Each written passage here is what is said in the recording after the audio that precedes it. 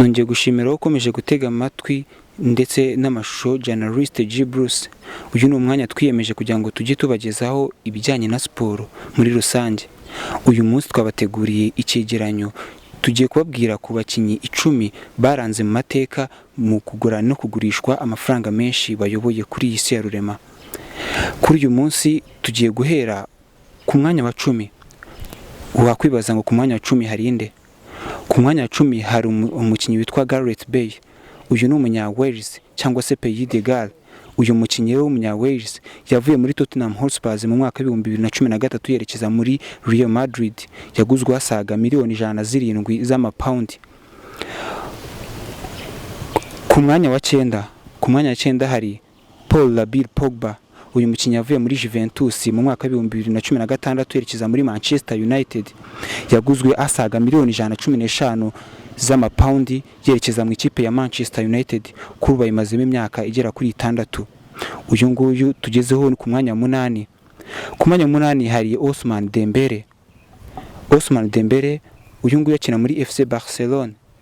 Kugira ngo ajye muri FC Barcelona yagiyemo avuye mu ikipe ya Borussia Dortmund yo mu gihugu cy'Ubudage.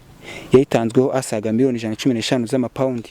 Yagiyemo mu mwaka wa 2017 bivuga ko ayimazemo imyaka 5 muri FC Barcelona. Ku mwanya wa 6. Ku mwanya wa 6 hari Jack Grealish. Jack Grealish uyu yavuye mu ikipe ya Aston Villa mu gihugu cy'Ubwongereza yerekeza muri Manchester City. Ayimazemo umwaka umwe wonyine dore ko yayijemo mu 2021 ayatanzweho asaga miliyoni 129 z'amapaundi. Uyu akaba ari n'umwongereza nyine ubwo ngubu ukina muri Manchester City. Anganya ndetse n'umukinnyi witwa Romelu Menama Bolingo Lukaku. Uyu ni umukongomani w'umubirigi. Nimvuga umukongomani w'umubirigi urahita wumva icyo ushatse kuvuga. Nuko yavukiye mu gihugu cy'abakongomani areka kurira ubuzima bwe bwose abukurira mu gihugu cy'Ububirigi. Niyo mpamvu yisanga ku mwanya wa 6 aho awusangiye na Jack Grealish w'umwongereza.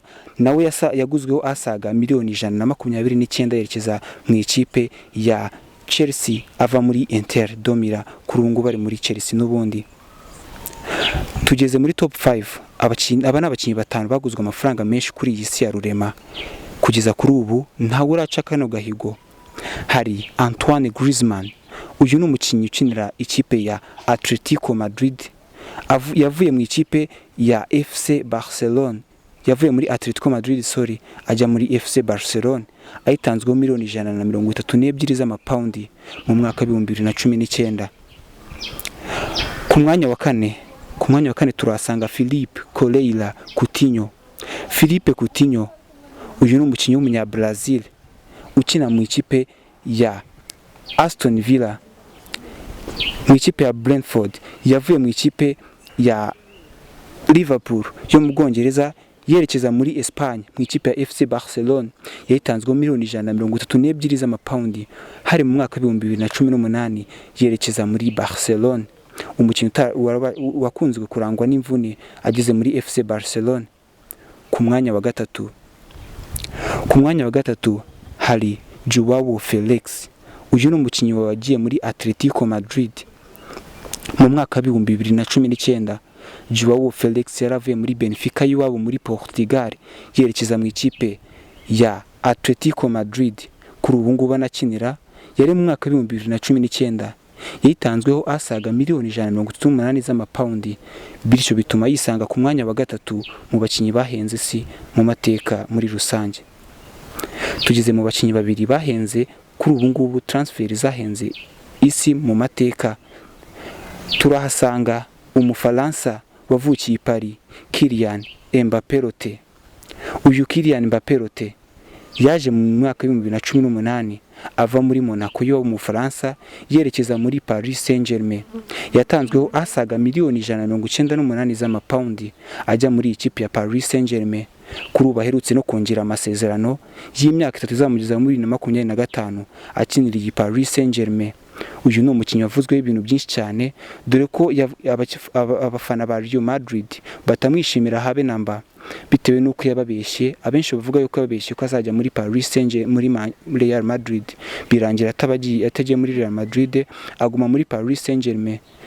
yoherejwe yaguzwe asaga miliyoni 192 nkuko nabibabwiye, yerekeza muri Paris Saint-Germain ava muri AS Monaco. Uyu mukinnyi arimo arashaka Ballon d'Or, gusa kugezana n'ubu ntarayibona. Gusa ibingi babisangiye n'umunya Brazil uri ku mwanya wa mbere wahenze isi mu mateka mwigura nigurishwa, na n'ubu ntawe urakuraho kono gahigo. Uyu uri ku mwanya wa mbere bamwita Neymar da Silva Santos Junior. Uyu ni umunya Brazil wavuye mu ikipe ya Santos yerekeza muri FC Barcelona mu mwaka wa 2012. Yageze muri iyi transfer ivuga ku mwanya wa mbere, yavuye muri Barcelona aho yari asize inshuti yiwe Lionel Andreas Messi yerekeza muri Paris Saint-Germain mu mwaka wa 2017, bivuze ko amaze imyaka 5 agiye muri Paris Saint-Germain.